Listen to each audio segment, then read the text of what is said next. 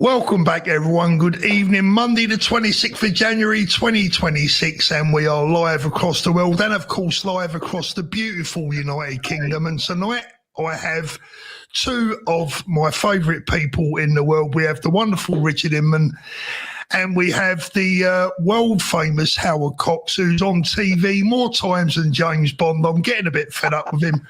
I think I'm going to start referring to him as the Tom Hardy of Advanced UK. What do you reckon, Howard? Well, I'd love to be in that show called Taboo and wear that big, lovely coat. If you remember, with the big boots and everything. Yeah, I love Tom Hardy. Yeah. Thank you. Welcome back, boys. Lovely to see you both. Thank you both for joining me. I know you're all super duper busy. Let's have a little look. First one tonight, Crowborough. Howard, you was at Crowborough yesterday. Give us a little rundown as to how it went. Well, it was an incredible success. I mean, whether it has impact on making any difference is another matter. We can talk about that in a bit. But fundamentally, there was about 5,000 to 6,000 people there. Wow. And you know, a lot of people were saying there'd only be about 1,000. But I think Dave Atherton actually got a drone view, and we worked it all out.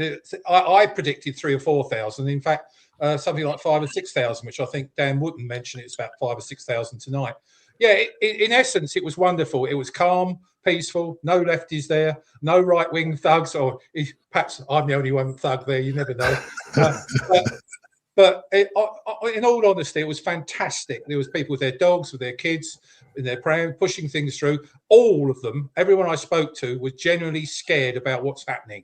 And as you know, 2 or 3 days ago, they shipped in 27 overnight, and I think another 30 have gone in. So there's about 50 in there now. And apparently 3 have absconded already.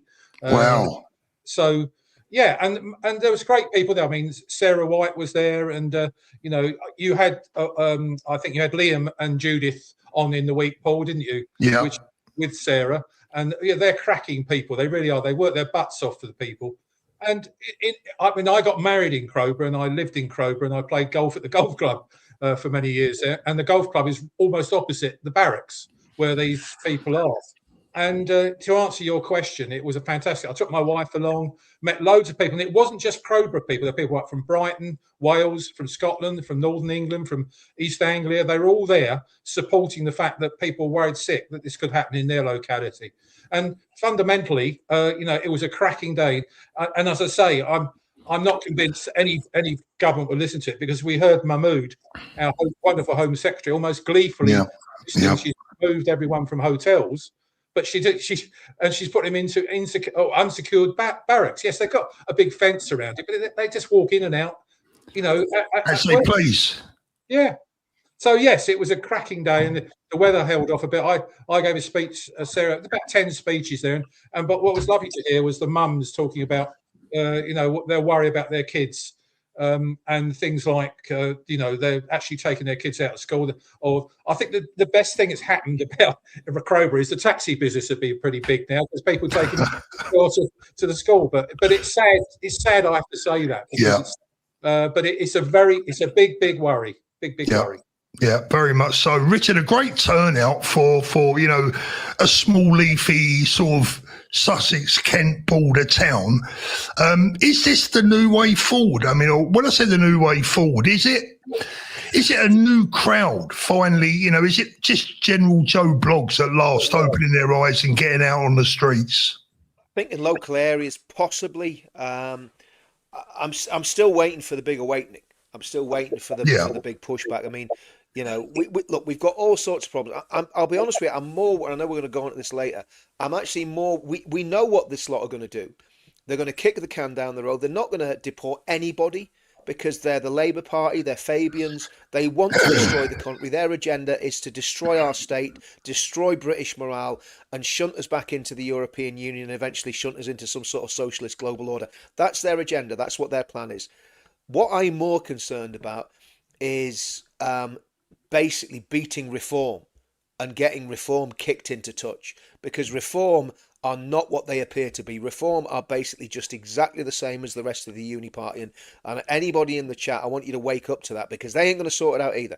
There's only one party's going to sort this, and that's Advance UK. Well, it's the Retory party, Retory party. Yeah, it is. I mean, what we're seeing 27 people from the Tory party gone across, and they've now got 8 MPs. And I am disappointed in Suella because I think she's great. I've always quite been, one of the few people, and I had hoped she might come to us. But we don't need failed politicians and people in Parliament that basically governed us in a time of terror and austerity and all the things that went on in the last 15, 16 years. We don't need any of them. And and we've got some cracking people. We're going to have our differences of opinion, but that's what democracy is about. And exactly. I think look, I don't want this to be another night of reform bashing, especially for our reform. There will be plenty of reform supporters watching tonight, and I respect that. But we talk about Suella's defection today. And it's just a little bit confusing. I mean, if we go back to, let's have a little look. Hold on one sec. If we go back to this from Nigel just last year, July 2025, he said reform won't take Liz Truss or Suella Braverman if they decided to leave the Tories amid concerns they would damage the party's image. That's July last year. And it gets even worse because if you look at Zia Youssef, says the British government learnt of the data leaks in August 2023. 24,000 Afghans secretly granted asylum, costing the British taxpayers up to $7 billion. The government covered it up. Who was in government? Home Secretary Suella Braverman, Immigration Minister Robert Jenrick. And that's from, any reform people watching this now. This isn't me, Richard or Howard saying this stuff. We're just repeating what your guys, your top table has said themselves. So kind of leaves us a little bit confused, doesn't it, really? Honestly, Absolutely. I mean, we've seen now for the last 2 or 3 years that both Zia and Richard Tice as well, and friends. Well, not Zia, but Richard Tice and Nigel, I counted as friends, and they came out quite categorically. We're not having any Tory parties, failed Tories in our party. They shouted from the rooftops about that. And look what's happened in the space of 10 days. They've had 3 MPs come across, and of course Nadine Zahawi, who an ex-MP. I mean, we're looking at 4 people who really were architects of what's really the reasons why we're in it, and that's mainly the COVID issues, but mainly, of course, the big one, immigration. The Boris wave. They're all complicit. They were all involved in it. I mean, it's like I said when I did a video on it. Robert Jenrick, surfed to prominence as immigration minister on the Boris wave. It was the wave that Boris created that Jenrick surfed to power on. So, and remember as well, I've got to keep reminding everybody. Robert Jenrick was quite happy to set the police and the security services on peaceful, legitimate, concerned residents groups that were basically protesting against hotels in Northern Ireland and across the UK. He said that openly in Parliament in answer to a question. I've got the video of it. So you can't trust these people. I quite like Suella Braverman, but the fact that she's gone to reform would suggest that there are some problems with her judgment. Ardy says, so you don't think politicians should change their allegiance, yet you expect voters to change. Let me go on that first of all. What I would say is, of all the people that have gone over to reform, I like Suella the most. And having listened to her this afternoon, she certainly talks a good fight.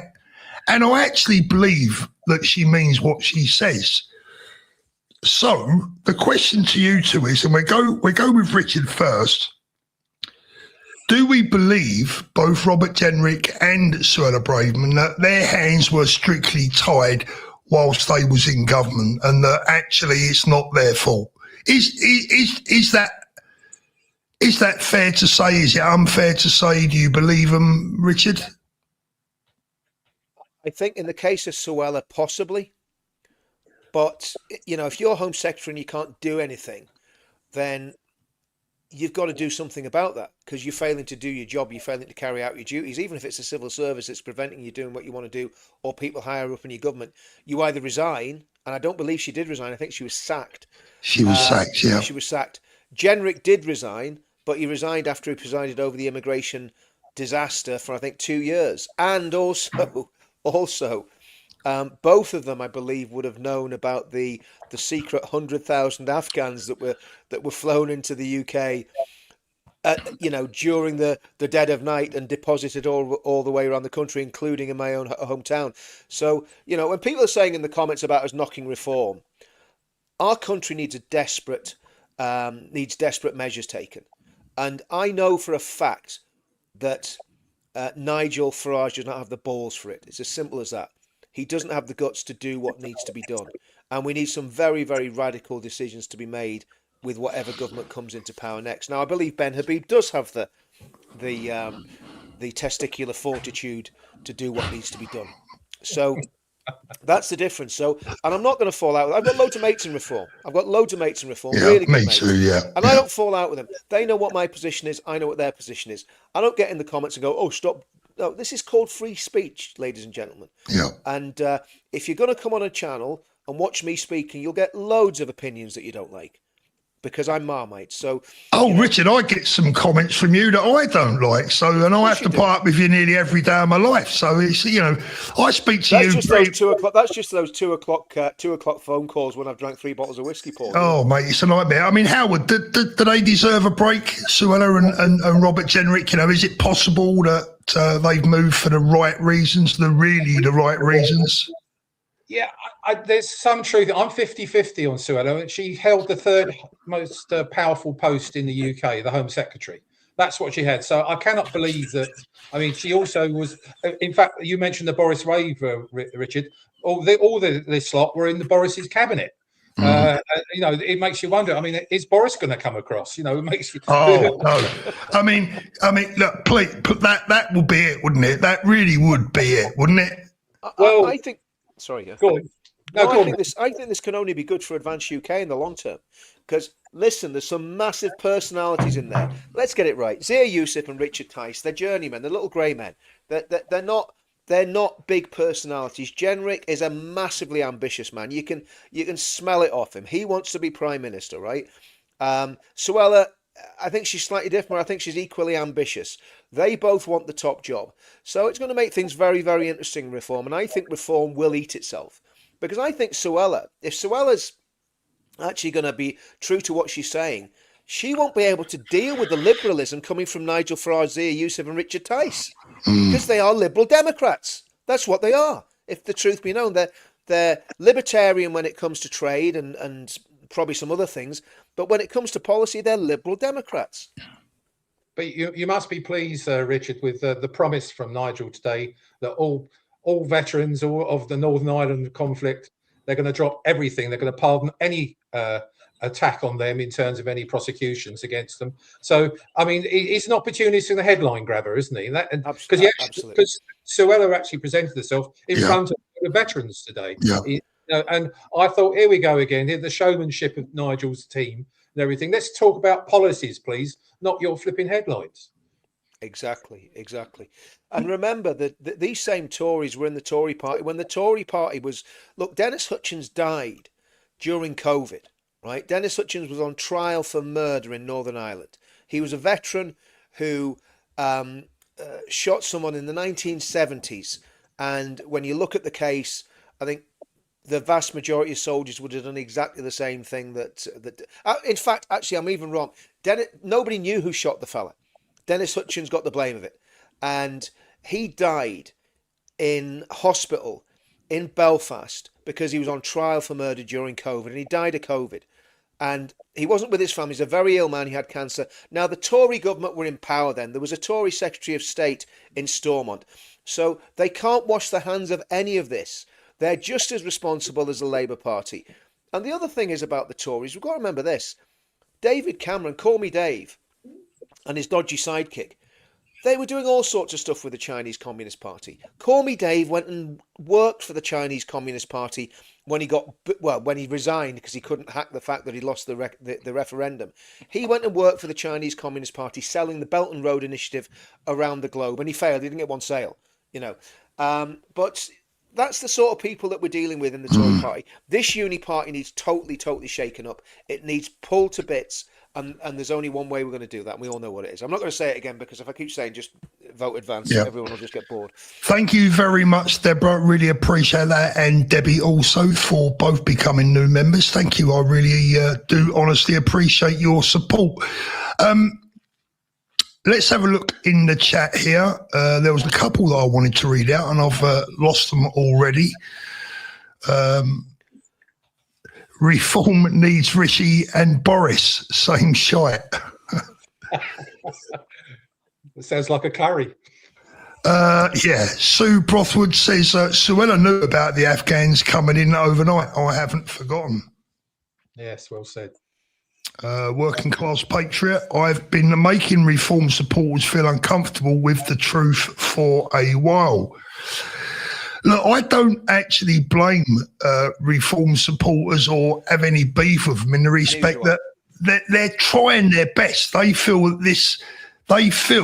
naively, in my opinion, that this is their best avenue. But ultimately, thankfully, we've got the time to swing them over, and I think we will. Howard, what does this do to the Tories? I mean, they're in dire straits.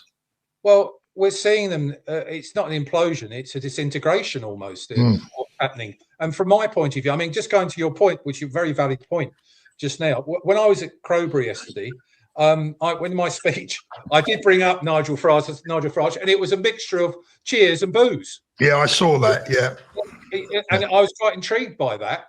And I expected to be a lot more people going for Nigel, but it wasn't. It was a mixture. And when I'd finished and I wandered around talking to people, loads of people were coming up to me and chatting to me. He says, "Well, I've listened to you today and I've listened to you before. I must admit, I'm worried. I've been a Reform member for a long time. Would you suggest I leave?" And I said, "No, I'm not here to tell you to do what you want to do. All I'm saying to you is that from my point of view, I gave my heart and soul for nearly 2 years to them, is standing in 2 elections, London mayoral and down in Dover. And I was promised a lot, and I was, in terms of actually support, I'm not talking about, I didn't make a penny. It cost a fortune when you stand in politics. You don't get anything back at all. And from my point of view, I said to them, all of the people that come out to us, a couple from Wales said, "I've watched you and I'm thank you for what you do for Fairfield UK for motorists." That was lovely. Quite a few people came out and said that. But in the main, my wife and I couldn't believe the number of people are disillusioned with reform of what they expected them to deliver. Because we've always said that reform should be what advance is now, and with our policies, and we, in 2 weeks' time we got the wonderful immigration and culture policies being launched in London, and it's really sad you can't wait.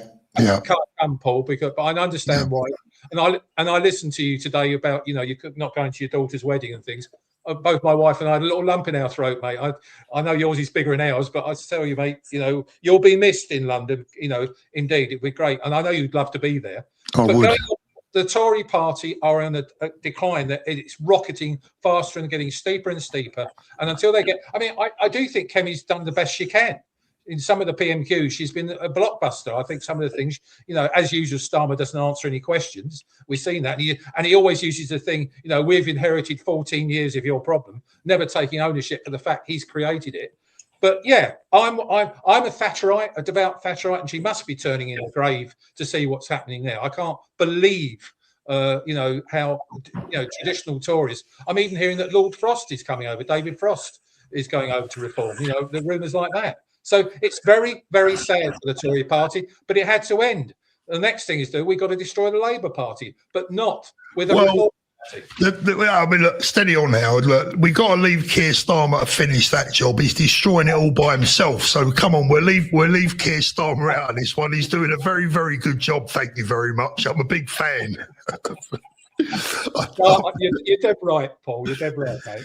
Listen, never interrupt an idiot when they're in full flow, right? So leave him be. You never interrupt me, Paul. You leave him be. Now, listen, this is very interesting, right? Because I didn't expect this. I've got to be honest, right? Now, our audience, I would say, is probably a 50-50 split of reform and advance and people who are on the centre-right of politics or just the right side of having a proper brain functioning, right? And I've got a poll running tonight. Whose word do you really trust? So whose word do you really trust? This is quite revealing. Ben Habib, 83%. Nigel Farage, 17%. Wow. So Ben is absolutely killing it in the poll there. And this is not an advanced UK promotional website. We're all on the same goddamn side, right? We all want the same thing. But there is an indication for me, 83% of people backing Ben over Nigel when it comes to who they believe. And whose word they trust. Richard, the Conservative Party, are they now, I was going to say a busted flush, but I think that's not really the right term. Yeah, Are they just... I think it's a rout. I think it's an absolute rout. You know, I think the dam's burst. And I think what will happen is, I think the left-wing Tories will either stay with a very, very wet Tory party that will have a few seats at the next election, which is probably for what we want is probably the best outcome, or they'll go to the Liberal Democrats, which would be the worst outcome, because what you don't want is a Lib Dems coming through as a stalking horse and basically getting a victory by default. I mean, I think there is a real danger here, and this is where I'm gonna be honest here. There is a danger that we could all split the vote, right? That we could do what we, if Rupert's going to go and do something, if Rupert starts a party, I think that'll be unforgivable. I know there's talk about that. I mean, Ben mentioned, I don't know if you saw the video that Ben did with Simon last night, but it was an excellent video, and he was saying, look, he says, I think by the time this video goes out, Rupert will have already started his own party. So I don't know when that was recorded, but I'm not sure what's going on there, and I wish Rupert would stop. I've got to be careful, because I know a lot of people like Rupert as well, but he's been a prima donna at the minute. He needs to. I'm not going to even use the language, but he needs to either do what he's got to do or get off the pot. Do you know what I mean? It's as simple as that. Because if he doesn't, it's creating confusion. People are worried about what's going on, and I don't think anyone will forgive Rupert if he starts his own party. I got hammered. I'm not hammered, but I got a lot of stick the other night, Richard, when I suggested the same thing, that I'm afraid he's, to some degree, he's becoming a bit of a peacock, But, absolutely. And I think a lot of it is to do, I've said it before, I think a lot of it's to do with the people around him blowing smoke at his ass. And I think that's causing a problem. And, Ben has offered that, right hand of fellowship so many times to Rupert and said, come on over, join our party. And I think the time will come when we say, do you know what? That's it. We can't keep Don't waiting. bother, We've just got to keep doing what we're doing, Well, this was a tough one for Rupert today. This came out from Based and Bougie. This is awkward. Rupert Lowe. Suella is the rare MP in Westminster. She's honest. I have huge respect for her and what she has achieved. Brave, patriotic, incredibly intelligent, and above all, right. Yeah. She is one of the good ones, etc., etc. Now, the thing is, this cross-party sort of fantasy, this cross-party movement that Rupert has going kind of died in many respects today. Restore, I'm talking about, in the respect that, look, there is no cross-party movement. It's just the Tories or Reformed Tories Mark II. And for me, it's got to the point now where it really needs to abandon this thing that he's got in his head and just do the right thing and come and join us over at Advance. That's my opinion. How do you feel about it? I mean, look, I appreciate the work that Rupert does. I really do. But my feeling is he should back Ben. He should back Ben and do the right thing. That's my view. And I said it the other night and took a bit of stick for it, but I'll say it again. I've not seen anything to change my mind. Howard? Well, we expected, didn't we? Last Monday he was going to announce, but he said he's going to think about it over that weekend. Yeah. I spoke to him on the Sunday, and I laid it quite openly to him. I said, look, this is the reasons why you should join with Ben in Advance UK, and I listed about 20 reasons. And if you don't do it, this is what happened, which is what Richard just alluded to, the split type thing. I get fed up with people. I mean, I had it yesterday. Don't you think you're splitting the vote and these sorts of things? And I said, well, hang on a second. You haven't seen our policies yet. Can you judge a party and the people and their policies? Yeah. And once you'll see that, I think you'll find decent common sense people in this country will definitely migrate to Advance UK. And, you're seeing very much, as you say, the Uni Party, the Lib Dem positioning of Nigel. We all had total belief in him. I was a close friend. I wouldn't say I was a disciple of his, but I had great belief in him because I loved his energy. I loved what he did and the way he did. But he is completely backtracked on a number of policies that I knocked on doors in Dover. And I think I've said it to you before. One of the big policies for me that I knocked on doors and shook hands with people before the general election was that you wouldn't start paying tax until £20,000 income. Yeah. And I kept saying that. In the end, that's now an aspiration, Richard Tice announces. So I lied to people that I knocked on the door to saying about the 20,000. Where's that gone? And there's lots of other policies like that. And that's what's pissing me off. They've moved away from me. And Ben and I have stayed in the same place with you guys. We want just a decent, honest, patriotic now country back. And we want to base it on Christian values and Christian culture. That's what we want. And I haven't moved from that. And unfortunately, with Rupert, bless his cotton socks, I'm still very fond of him. He's still the most effective MP in Parliament. You see, he's the master of the freedom of information request and getting Twitter out and those sorts of things. But he did come back to me. He wrote a little note to me. He said, I haven't made up my mind yet. And that was on the Sunday before last. And apparently Sarah White also contacted him and said the same thing. And she got the same answer. So he was consistent. But I knew Ben and him were going to be talking all of last week. Well, Howard, at least you get a bloody answer. He never even bothers to answer me. So you're one of that lot, Paul. You're one of that lot, mate. That's the trouble. I'm one of that lot. But listen, Rupert, we love you, mate. Come and join us. Look, here's the thing. Suella Braverman said earlier on she feels like she was coming home. Rupert, come home, for God's sake. Yeah, what can I say? Come home. Stop messing about. Stop being a naughty boy. I'm going to be the bad cop. But I mean, I'm going to say if Rupert starts his own party, that would be a disaster for the country, and it would be. Yeah, I agree.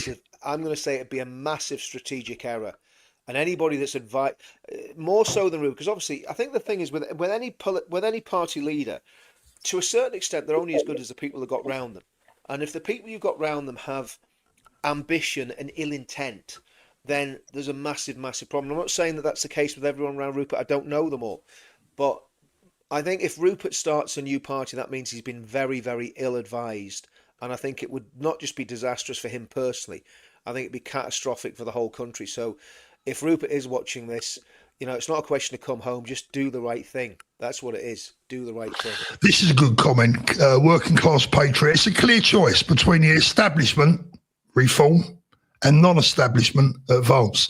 I mean, look, I'll put my cards on the table, right? If Rupert was to come in and he took over the leadership, advance still have my 100% support, and that's my party, right? But for me, Ben is my leader. That's the way I look at it. I think Ben is the man that had the balls to start this party. Ben is the man with a vision. Ben's the man with the integrity and the honesty and all the right attributes for me personally, but I will respect whatever Ben decides to do.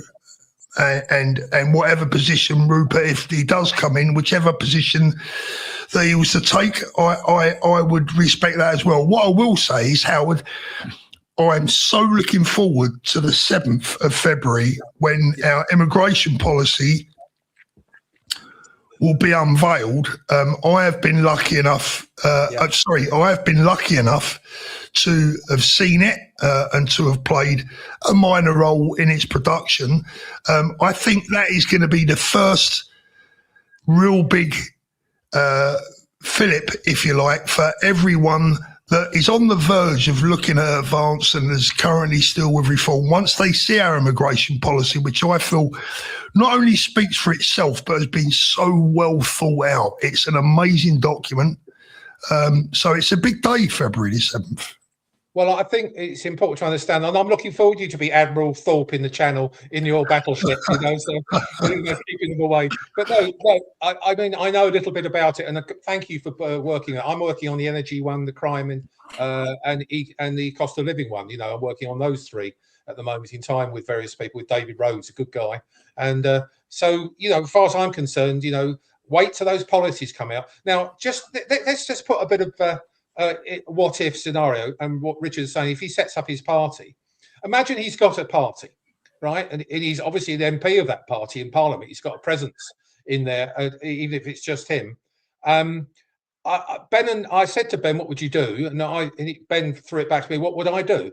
Well, the first thing is I'd go and see him, sit round with him and say, what's this about? And I think that, how are the policies different, and what's the reason why you set it up that way? And I think there could be, I don't know if the word is a merger, but a coming together in such a way that actually, we would help each other win seats in various places where the best we can do that with, and then be a coalition of those, whatever, whether it's called Restore Britain Party or whatever you want to call it, versus Advance. And I think there could be a cooperation, and that I think people would like that, to see a working together of people. And because let's face it, all we see is division. Yeah, Barking Meds. Sorry, Rich. One sec, mate. Sorry. Yeah. Barking Meds says, I can't listen to this all night. Look, mate, listen, we are discussing. We're talking. I said earlier on, look, we're not here to cause a division between Advance and Reform supporters. We are trying to we're trying to help people decide which is the right route for them. If you disagree, that's fine. Put in the chat why you disagree with us. Let's see it. I'll read it out if I see it. Go on, Rich. Yeah, I think what Howard just said there, I absolutely agree with. That is that, if Rupert wants to set up a party for whatever reason, okay, then he's got to sit down with Ben, because otherwise we will be carving each other up. And somebody else put in the comments, if Ben and Rupert don't join together, they're both controlled opposition.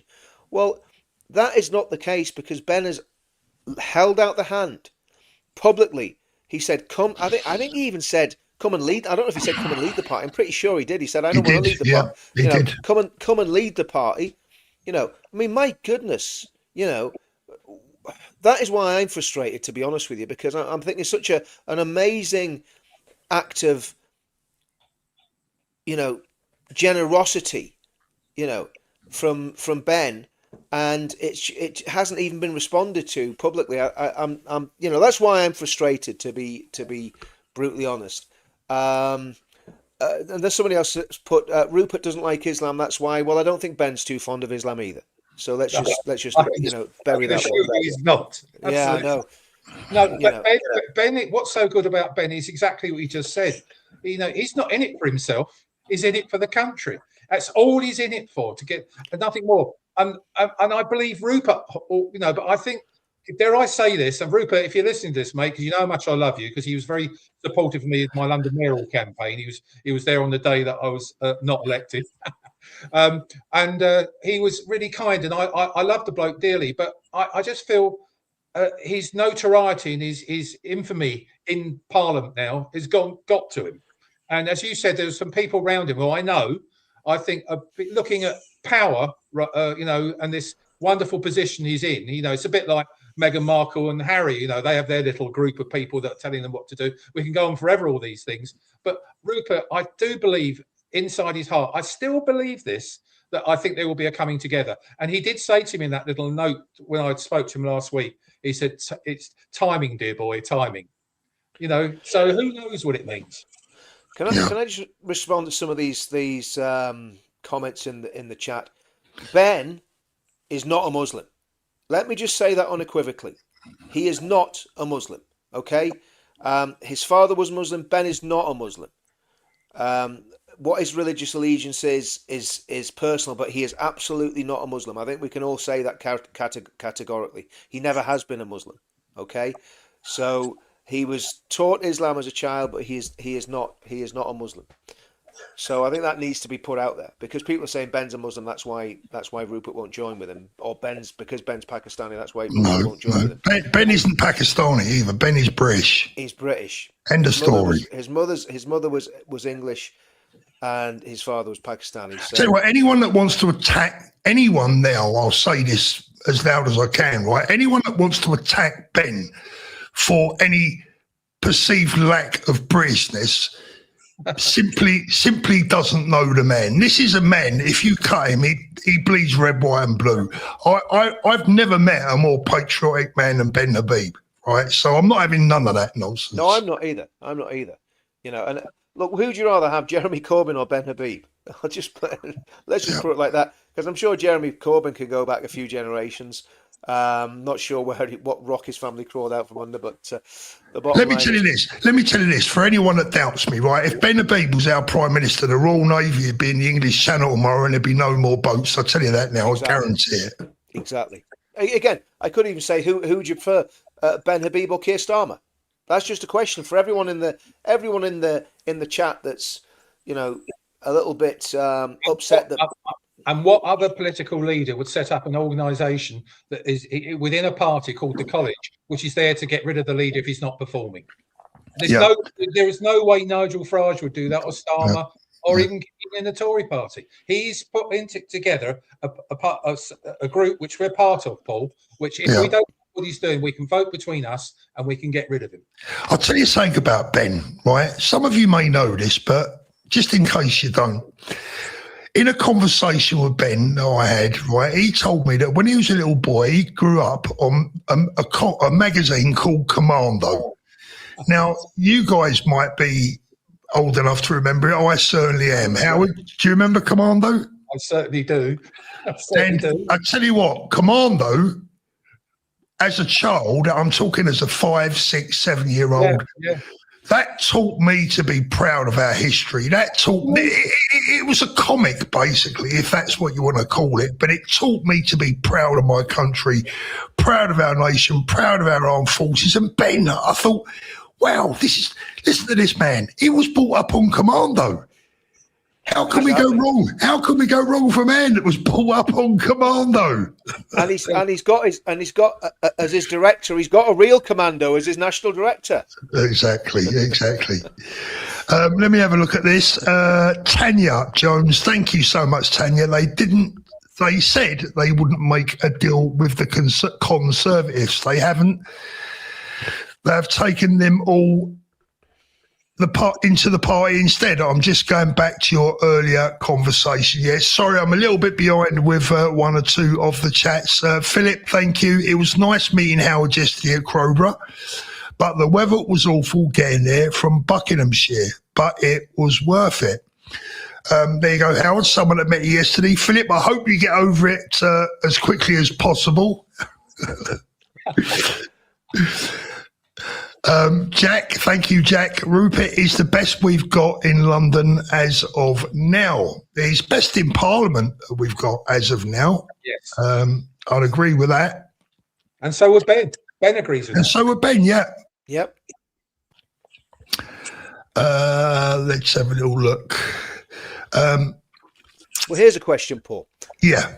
If when Suella falls out with Nigel, would we have her in advance? Not now, no, I don't think so. You think that the door slammed shut on Suella because she went to Reform? Well, I don't speak to the party. I don't speak for the party, Richard. What I'd like to have seen, if Suella Braverman really had any genuine conviction, and I know that she knows Ben, right? But, you know, they do know each other. If she had any real conviction, instead of jumping ship going to Reform, she should have come over to and spoke to Ben. Now that would have proven real conviction for me personally. I worry about the fact is obviously they're still riding high in the polls, Reform, and that's what these people see. What's the best chance for me to keep my £100,000 a year job and my wonderful, importance in political life? And that's what comes from it. It should be country, party, yourself. That's the way it should be. And I'm afraid we're not seeing that. And I am seeing the polls. They are going slowly but surely. Reform are coming down bit by bit. And that's the other thing I forgot to mention earlier. I met about 8 or 9 reformers yesterday in Crowborough, came up to me and said, how do I resign from the party? I keep asking to leave the party and I can't get through to do it. Yeah. So, it's fascinating. Hotel California. Yes. But it'd be quite nice to know from your viewers if anyone wants to send in the chat if they're having problems that way. Richard, can you sing Hotel California? No, but I tell you what. What I've noticed, Paul, you've got a lot of special forces people in the comments. I didn't realise that. There's loads of special forces, men and women, and they're all saying, I'm commando. So there's loads of special forces people in the comments. Some are saying, I'm going commando. Loads of them. I think it's amazing. That's not what I meant. Going commando is not what I meant. Yeah, you can't see me below. I'm just reflecting what's in the comments, Paul. Do you know what I mean, mate? Oh, can't we keep it serious just for one show? For God's sake, I don't know. It was getting too serious. Everybody was getting bored with us talking about advance, restore, reform. Who cares? Let's just have a revolution. By the way, guys, yesterday, I'm not going to go through this tonight, but I'm just going to warn you for a future show. I heard the funniest joke I've ever heard in my life yesterday, and I'm trying to clear it up so it's clean enough to read out on the live stream, but you're saved tonight. Michelle Williams, I think Jenrick and Farage will clash down the line. I think they could clash by the end of next week, but there you go. Actually, did you hear that? Have you heard the way that Farage? You know the way that Jenrick really had to go to Farage and be his bitch because he was fired at the Tory party, so he kind of went cap in hand. And Farage just calls him Jenrick now. Jenrick, yeah, he's not Baldrick, isn't it? Baldrick. Baldrick. He is Nigel Farage's Baldrick. You know, Farage's Blackadder, the Machiavellian schemer, and Trudy says Star will be arriving at. Can you imagine it? Oh, dear. Andy Burnham, mate. Andy Burnham. Yeah, Andy Burnham. So, what do you? Somebody said it's a pantomime.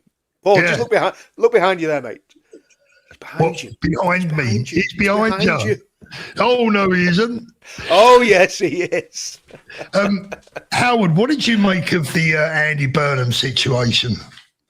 Well, it's the most pathetic. I mean, seeing the Sky, what's her name, Bev, whatever her name is, interviewing today Starmer to justify it, and he said, well, we don't want to detract. We can't have him leaving. He's doing a great job as mayor, and that would cost us, and that would detract us from the actual by-election. I mean, he's a stinking coward. Yeah. It's as simple as that. I've never known anyone react in that way.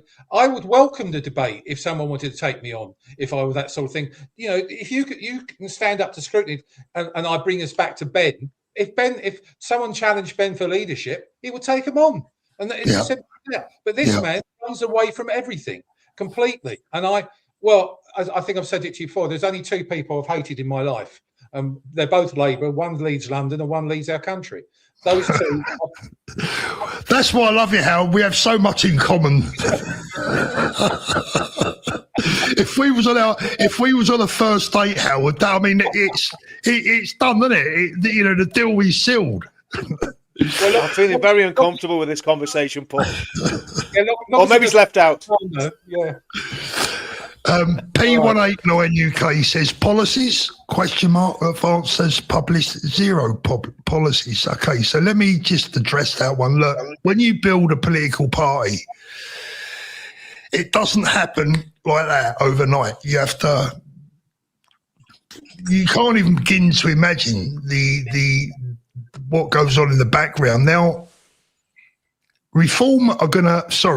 Advance are going to slowly but surely unveil their policies. And when you see the first one that will be unveiled on February the 7th, I hope that you will appreciate why it takes longer than a few weeks or even a few months to get these policies written,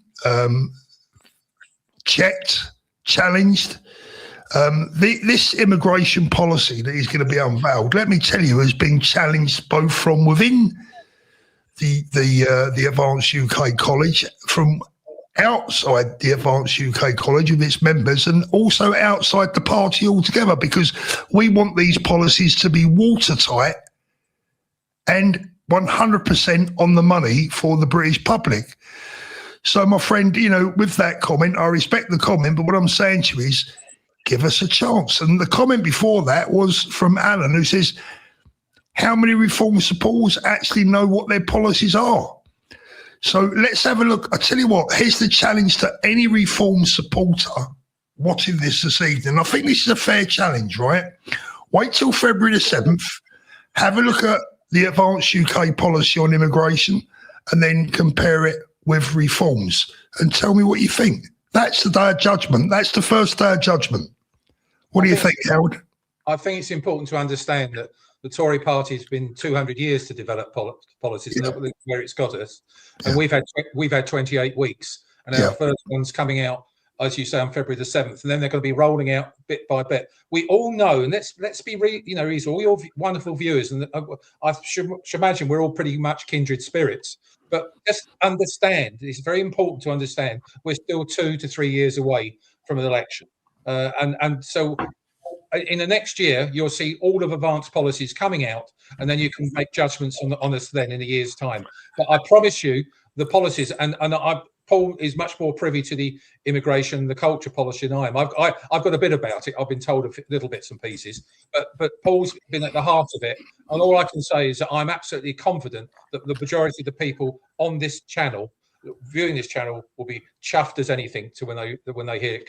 And I hope they'll be impressed as to the work and effort that's gone into it. And here's the thing: I can't take any credit for that. By the way, I've just been, I've been privy to its contents and have been able to offer opinions and comments. Look, the bottom line is it's a lot more complicated than some people might imagine. It can't just contain the words "send them home." It doesn't work that way, right?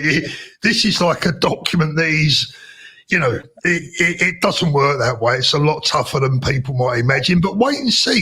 Judge us on the first policy that will be unveiled on February the 7th, and decide from there. Ty Haggis says Richard must be too tight to put on the heating, or he's just wearing a Norwegian puffer jacket indoors. I tend to wear jackets indoors when I was back home.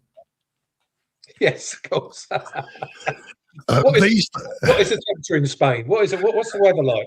Do you know what, mate? Last couple of days, it's been absolute rubbish. It's been cold, windy. It's been really windy. But it's brightening up, I think, next week. But I've got to say, Howard, I'm ashamed to say I've actually acclimatised now. If it's not 70 degrees, I'm freezing. So I've got my coat on. When I first come here, I used to walk around. I'll give you an example. I was down by Benidorm Beach the other day, feeling bloody cold. I had a hoodie on and a jacket, right? And there was a couple of Brits walking down the road in their shorts. And I thought, I've acclimatised. Spot the Brit. Yeah. Oh, dear. Let's have a little look here. Thank you very much, Don. Best Black, thank you, darling. I'm not going Commando. I'm going Advanced UK, the patriotic way. Big up, Paul, Richard, and Howard. Thank you very much. Best, as always. QQ, globalism hallowed out our country, so no matter what, we will always rely on the global order. ESG/DEI, no matter what the people do. Hi from Devon. Thank you for your comment. Great comment. That's a great comment.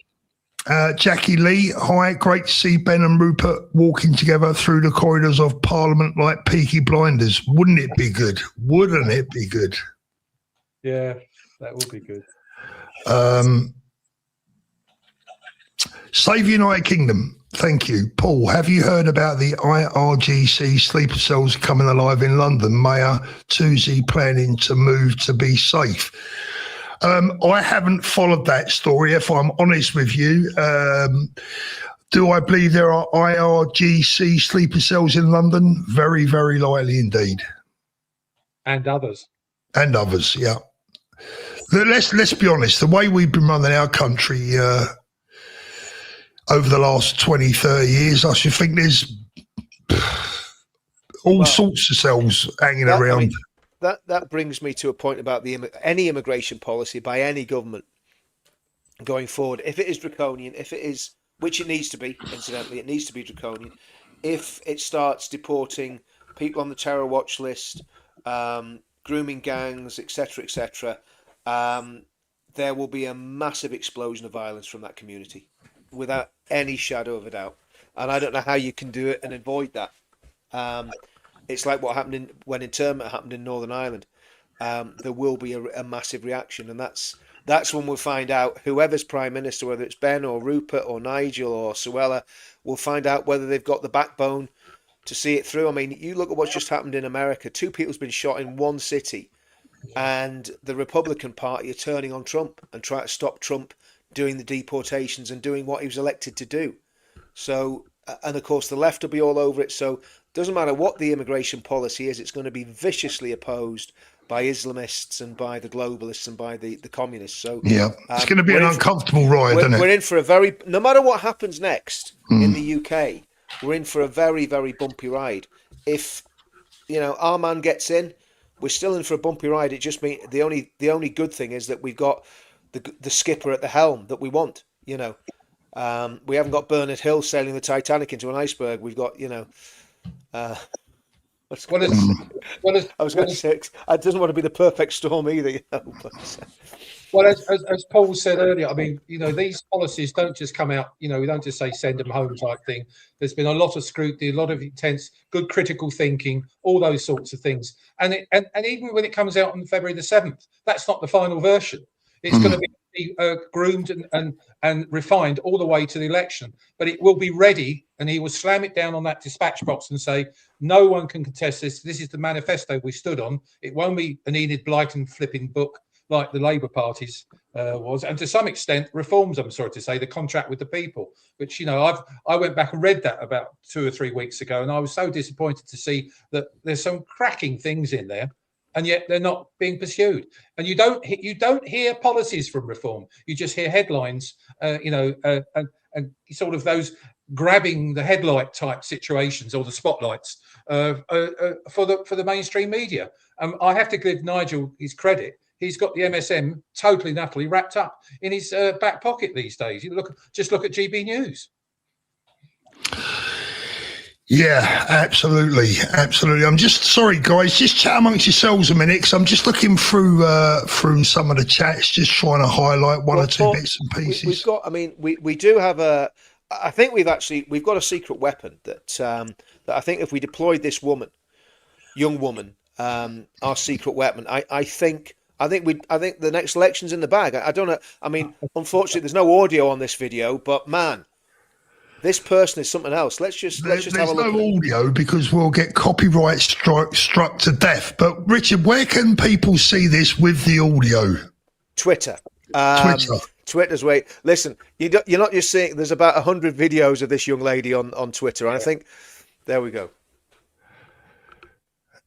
This is the absolute business, right? You got to go and see this. This is Amelia. If you don't know who this lady is, this is Amelia. Now, this is Amelia telling the Somali pirates that they're going back to the pirate ships in the Arabian Gulf. This is Amelia dealing with the migrant hotels. Incidentally, this is all going to be advanced UK policy. This is Amelia just chilling out, knowing that they've made London safe and she can walk around without fear in London. This is Amelia waving goodbye to some of our unwelcome guests. Oh, is that Keir Starmer getting on the plane now? I've got him. Look at this. There we go. See you later, Keir. See you later. So I say vote Amelia. I want Amelia. Listen, sorry, Ben, you're finished, mate. I want Amelia to be the next Prime Minister. Not that I'm a big fan of women's Prime Ministers, but she'll make Margaret Thatcher look like a Liberal Democrat. Oh dear, let's have a little look at that poll that's running. Someone's just said that, where are we? Holistic Rohit says 83% are not representative. Well, they're only representative on my channel this evening. I didn't say it was a YouGov poll or whatever You know, it's representative of what our viewers are saying tonight. Let me have a little look to see what that's looking for. That's gone up now to 85%. Whose word do you really trust? Ben Habib, 85%. Nigel Farage, 15%. That's very telling, I think. It is. Very telling. And if anyone wants to see more of Amelia, you'll be able to see her on my breakfast show tomorrow morning. Richard's got a bit of a thing. Richard, I don't want to upset you, mate, but she's AI. Yeah, she's not real. She's not real. She's AI, Richard. Nah, catch yourself on. There's no way that's AI. Not in a million years. No, not having that. Amelia for Prime Minister. Lord protect her. No, that's not the right one, is it? I did this earlier and made a right mess of it. Howard's now the I think I'll leave Howard as the main man there. Look, that'll do. He's in the mothership. Let's have a little look. I'll tell you what we could do. I could just bugger off and leave you two to it, couldn't I? Some people are probably you've like done that before, Paul. Yeah, fact, yeah. You've done it before where you've just left me doing the show while you've gone and had a cup of tea and not told me. Lib Dems and the Greens and your party, they will join together at the election. Yes, I think you are very. That's my point about if Rupert does that. I mean, maybe Nick Tenconi. I'm not suggesting all those sorts of things, but there's lots of people on the right. We need to sit around that table and make damn sure we have the party that will bring in a country where we get our country back, and that's the most important thing. And I think Ben will be up for that, Howard. I think Ben, but the problem is, will the others? That's the problem. Will the Farages, will the other people that are involved in this? And I think that's the big danger, that the left actually cobble together some sort of alliance. That's a very big danger to us, because our country cannot survive. If I'll be honest with you, I think if there's another left-wing government, there will be a civil war. And I hate to say that, but I think something catastrophic will happen if we get another left-wing government. Ethan says, if they believe Ben, then why is Farage so far ahead in the polls? Well, there's many reasons for that, Ethan. I mean, Reform have been around in one guise or another for a fairly long time now. Nigel Farage basically is the golden boy of mainstream media in many respects, and Advance is a new party. What is it, Howard, 6 months old? Well, June the 30th, wasn't it, when it was done? So just work that out. We've had 6 months of last year. 7 months. Yeah. 7 months is where we are now. It's going to take time. But I believe the British people are ready for, I hope and I do believe the British people are finally ready for a real leader that is outside of the Westminster bubble, that is something new, something clean, something completely different. And Ben has never, ever faltered. He's never, in all the years that I've listened to Ben, he's never changed his stance. He's always been true to his word, and more importantly, or just as importantly, true to the people around him. What he is, and you always, I think you both agree, if you give him a call, you send him a text, he responds virtually immediately. Absolutely. Yeah. And you think how busy that means. He's still running his business, his property business, and he was in Dubai this week as well, various things. And I didn't know he was in Dubai, and I just sent a text to him for something I wanted to ask, a question answered. And within 30 seconds, I got an answer. Do you know what, Howard? Do you know what? I'll tell you what.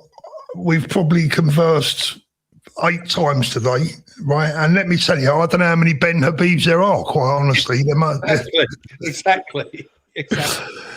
Maybe I'm talking to an AI Ben. I was just thinking that there's an AI bot Ben, isn't there? That we all think we got his attention, but really it's something he spent a lot of time programming into the app. You know what I mean? Guys, we're coming up to the hour, and I think what we'll do is, for the last part of this show, I just want to touch on your views on what's going on in America. It's very difficult, and I want to say to any American viewers right now, look, we're not Americans. We don't live in America. We don't have, it's none of our business, as it were. This is just a discussion between friends. What's your view on the 2 killings that's taken place out there, the two deaths, Howard? Well, it's sad again. I don't know the full details. I have followed it to some extent because we had that one the other time about 2 weeks ago. There was a similar incident with the ICE, and all I can say is that it in a country that is a bit trigger happy, and I'm afraid the police have, and these particular groups of enforcement officers, unfortunately, they do tend to go for the option which we wouldn't do over here. I do worry about that, but I still would prefer to have a Trump running the country than a Joe Biden. Absolutely, absolutely. And that's my point. I mean, going just slightly a tangent. Trump was criticised for what he said about NATO in Afghanistan. This sort of thing, and he's saying that NATO were hiding behind. They weren't in the front line. He wasn't having to go at us. He wasn't having to go at us at all. He's talking about NATO. NATO, yeah. Because we lost 450, didn't we? Something like that in Afghanistan. Second only behind the Americans, yeah. And in proportion. And he's actually come out and, quite honestly, his apology for the way it came across is I think it's very magnanimous. I don't think it's a bad thing. You could never imagine. I mean, and of course, Starmer took advantage of that. I'm disgusted with him doing that to detract from all the shit that's going on around him. And that's the way it works. But yeah, America for me at the moment, thank God we have that the way the America is for the world. Because if we didn't have America in the world, we'd be, well, you imagine having the globalists running the rest of the world now. Well, it would have been crazy. It would have been crazy Kamala running the White House and running America, which would be. I mean, I think we'd probably be in World War III with Russia now if Kamala had have got elected. I mean, look at what Trump's done. Now, I did a very long video about the comments he made because there's a lot more to it than meets the eye. But the reality is, he was wrong if he was saying that the British didn't suffer casualties and weren't on the front lines, but he didn't actually say that. Like you say, Howard, he was talking about NATO, and the British casualty rate was twice as high as the Americans by percentage. We lost 457 men, but our casualty rate was 4.7%.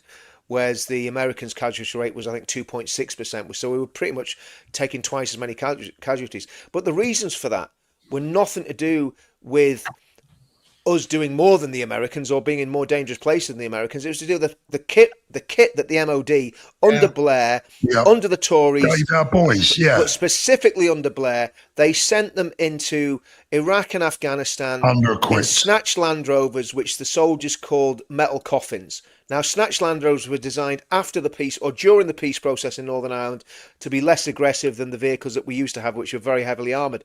So when they were sent out to Iraq and Afghanistan, there was only one thing that was going to happen when they came into contact with a roadside bomb, and that means the people inside those vehicles were going to be blown to bits.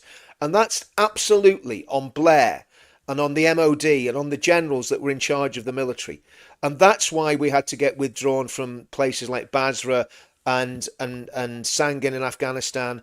And the Americans did take over from the British, but not because the British were cowardly or weren't doing a good job, but because the kit that they were given was absolutely rubbish. We didn't have enough air support. We didn't have enough fire support. We relied on the Americans for casualty evacuation, which is embarrassing that we actually can't launch a serious military operation anywhere in the world. We couldn't win the Falklands back now. No. It's a good job there's a garrison down on the Falklands, but we couldn't get a task force together to go and take back the Falkland Islands. And the stuff that's happened with Chagos, the stuff that Starmer did with the veterans, how he had the neck to pretend he was standing up for our veterans when literally the week before his government with Lord Harmer and Keir Starmer, the veteran Harmers, where they literally said, we're going to let 800 court cases go ahead against SAS soldiers, special forces soldiers, undercover soldiers. It's an absolute disgrace, disgrace. And let the IRA go. Oh, absolutely. The IRA are never going to see a prison. The IRA are multimillionaires now. The IRA are sitting in the highest offices of power on the policing board in Stormont. That's what the IRA are doing now. The peace process was the most disgraceful betrayal of any part of British territory that I've ever heard of. It was completely disgusting what Blair did. And Keir Starmer is the heir to Blair, and people have got to realise that. And I want to say something. If anybody that's in this chat is thinking about voting Labour, we know some numbers for some very, very good psychiatrists. And I believe euthanasia will be on the statute, but before the next election as well. So I'm not sure there'd be any cure for that one, Richard. That sounds terminal to me. I think so, Paul. And I think it's an important point to make that the Advance is the only party that truly believes in Northern Ireland being part of the British Isles. And absolutely. And I'm serious about that. I think, Northern Ireland, I think we could do very well in there, because most of the unionists, getting all of them, the TUIs, the whole bunch of them. I was talking to Sammy Wilson the other day. I know he's a bit of a Marmite character, but he's been very supportive with my campaign at Fairfield UK. But he said that Advance UK could do very well in Northern Ireland. Even he said that. And I mean, the thing about, you see, what people don't realise about people like Sammy Wilson, Sammy was a politician in Northern Ireland when it was extremely dangerous to be a politician in Northern Ireland. And he went, as was Nigel Dodds. Now, I'm not saying I'm not a big fan of the DUP anymore, but back in the day, they literally took the bombs and the bullets, as did, the whole lot of them. I can't remember all the names, but Ian Paisley as well. They all had to have bodyguards pretty much 24/7 to keep them alive, because they would have been murdered by the very people that are now suing the British Army and the British government. Exactly. And the British Army saved hundreds of lives in Northern Ireland, in the Republic of Ireland, and on the mainland by the actions they took whenever they either arrested or killed terrorists. When any of these terrorists were killed, they were killed while they were literally in the act of launching terrorist attacks. I mean, if that's not, fair under any rules of engagement, I don't know what is. That's literally what was happening. They were firing heavy machine guns, and the SAS guys whacked them. That's what happened. Can we just all agree that Tony Blair belongs in jail? Absolutely. He's a mass murderer. Totally. I mean, he is. He's a war criminal. He's also responsible for the. Yeah. How many hundreds of thousands died in Iraq? Hundreds of thousands of people, Christians, Yazidis, Kurds. He's responsible for ISIS. He's responsible for Al Qaeda in Iraq. He's responsible for what's happened in Syria. Him and Barack Hussein Obama. And he opened the doors to allow millions into our country. That's the start of it. If he hadn't destabilised the countries, Howard, it wouldn't have happened. The migrant surge would not have happened. Not in the way it has. And he gave birth to an EastEnders honours degree as well. Education. Yeah, exactly. Oh, man. Right, just going back to the two incidents in the States, my view on it is this. I mean, having watched both the videos quite carefully, I mean, look, first of all, British people have got to understand that the American culture when it comes to firearms is so different to ours. It's completely and utterly alien to your average Brit. I believe the guy that was killed the other day was carrying a firearm himself.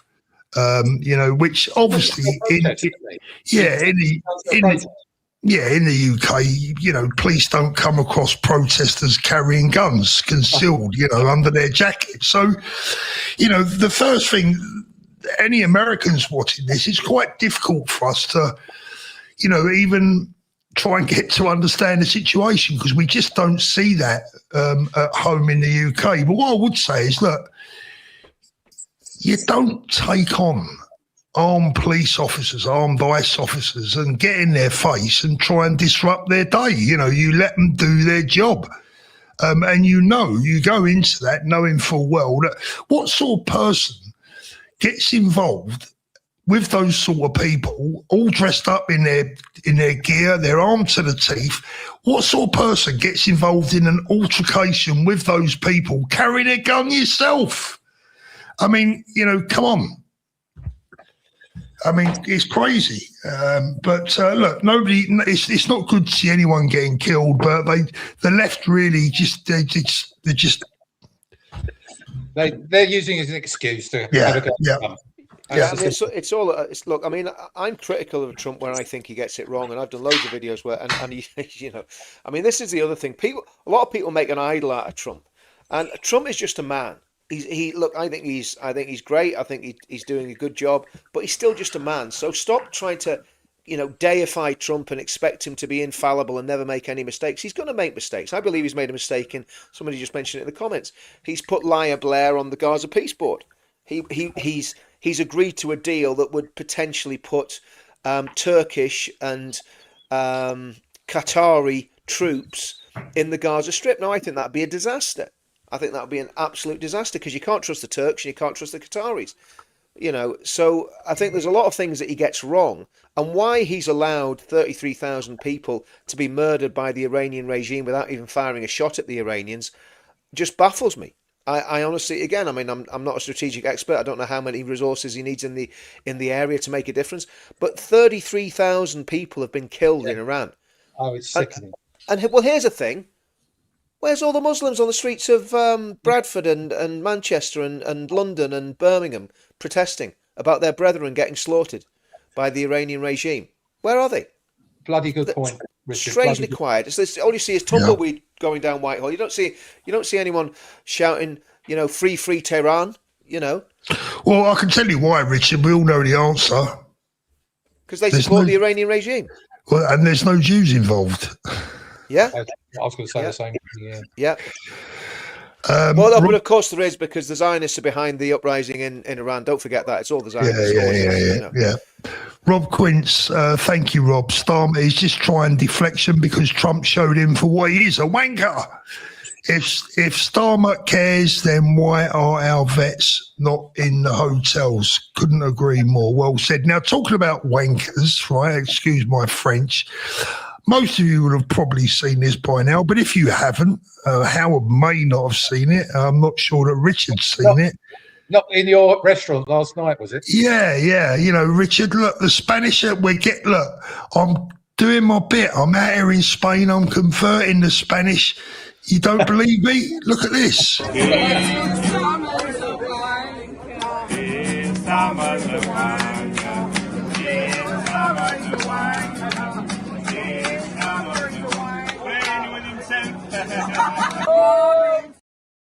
Now that, Richard, is a romantic evening out with me and Mrs. T. You see, I don't mess about, mate. She's lucky girl. She is. She got serenaded. He's definitely a Spanish singer, yeah? Yeah. Serenaded, mate. He said, What's Spanish for wanker then? Do you know what? I've not got that far yet, Howard. I must get round to it. But here's the funny thing.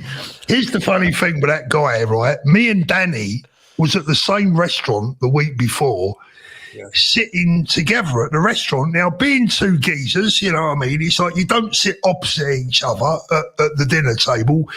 I was sitting on the left and he was sitting on the right opposite me. So we're diagonal, right? You get it? It's a man thing.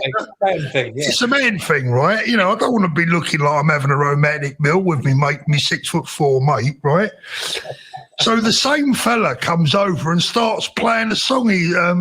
What was it now he was playing? I don't know, some romantic song.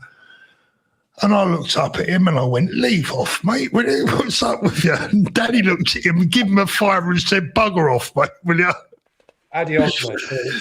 And then he came over the other night when I was out with my wife and some friends. And he said, what would you like us to play? I said, well, Keir Starmer's a wanker. He said, how does it go? I said, what?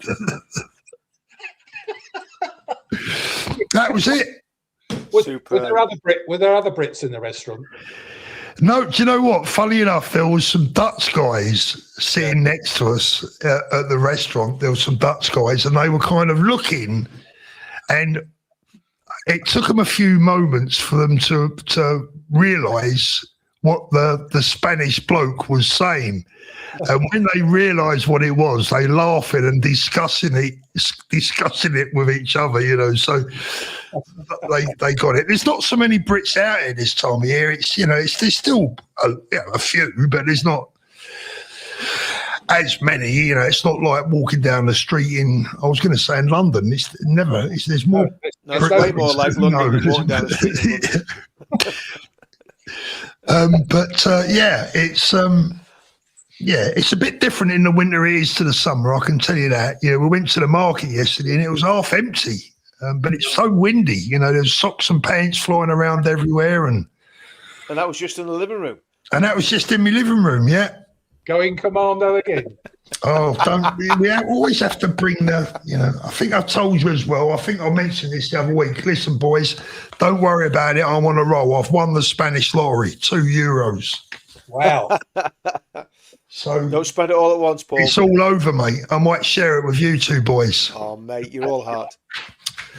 Right, we're going to wrap it up. Another great live stream. Thank you so much for everyone coming in tonight. I really appreciate it, as always. Let's have a little look here. I've got one last super here. Save the United Kingdom. Hi, Paul and Richard. I'm a single father, 49, with a 16-year-old son. No family or friends, mate. And what's going on in the UK scares me. Yeah, wow. I get that. Yeah. Yeah, but, I mean, the thing is, I'm confident that we're going to win it. One way or the other, we're going to win. You know, we're not going to give up. We'll keep on going. The British don't lose. That's the bottom line. There's going to be a lot of battles, but we win the war. I agree. We always win the war. Right, guys, let's have a little look. That's it for tonight. Thank you so much for coming on. Big thank you to Howard Cox. And a big thank you to Richard. Richard, the horse tranquilizer worked tonight. You've been quite... Yeah, it really did, mate. It was, it's normally what the wife puts in my coffee about, 9 o'clock in the morning. And then by 11 o'clock, I can't understand why I've collapsed and I can't do any work. You know what I mean? So it's... She's got to do something to calm me down. Someone compared me to a Duracell bunny earlier on a live stream. I don't know who that was. I wonder. Yeah, I wonder. Well, you could have said it worse. You could have called me a rampant rabbit, couldn't you, Paul? That would have been far worse. Listen, go steady, otherwise I'll change the words to Richard Inman, right? Careful, Richard, careful. Right, that guy looks like a very good friend of mine, actually. So, have a great week. We'll be back soon. Richard, thank you so much. Howard, thank you so much. It's been a pleasure. Thank you. Take care, everyone. See you later. Peace.